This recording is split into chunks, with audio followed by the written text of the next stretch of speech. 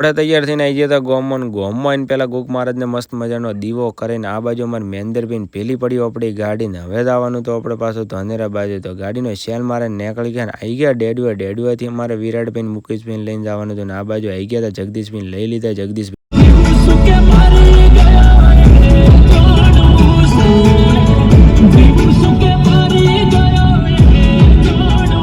આવા ગીત વાગતા હતા એટલે અમારે વિરાટભાઈ જતા રહ્યા હતા ડિપ્રેશનમાં પાછા લાયા ને એટલી વારમાં પાછો અમારે વિરાટભાઈ ને જગદીશભાઈ થઈ ગયો મોટો ઝઘડો આ બે બધા વગર ચાલે પણ ઝઘડા વગર નહીં मतलब वो अलग ही लेवल का बंदा था। પછી પોકી ગયા તો આપણે પાછા ધોંધર આ બાજુ જોઈએ તમારે યોગેશભાઈ મોબાઈલ જોતા હતા ને અમે શૈલેષભાઈ દોનો બેઠા હતા ને આ બાજુ આવી ગયા એટલે સંજયભાઈ અમારે મોઢું અંતાડતા હતા પાછા તો આપણે પી લીધી હતી મસ્ત મજાની ચા પીને બેઠા હતા એટલી વારમાં બહાર જોયું તો અમારે રિક્ષાવાળા બેઠા કોઈક ઈશારો કરતા હોય ને ગરમીનો કંટાળો આવે લાગે ને પછી બહાર જોયું એટલે ગરમી વધારે પડતી એટલે વેરસી અમારી એક્ટિવામાં પાણી રેડતો એને ગરમી તો લાગે ને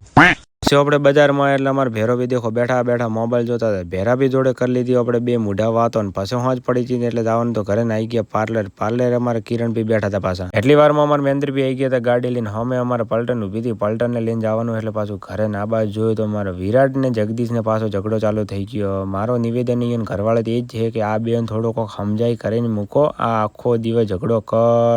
કરે છે એને કોમ ધંધો છે એની પાસે બે મૂઢા અમારે વિરાટભાઈ તારીફ કરી લીધી એટલે વિરાટભાઈ અમારે જીરાને લીમકા પાઈ દીધી હવે એને ઘરવાળા નિવેદન એને કોઈ સમજાવવાની જરૂર છે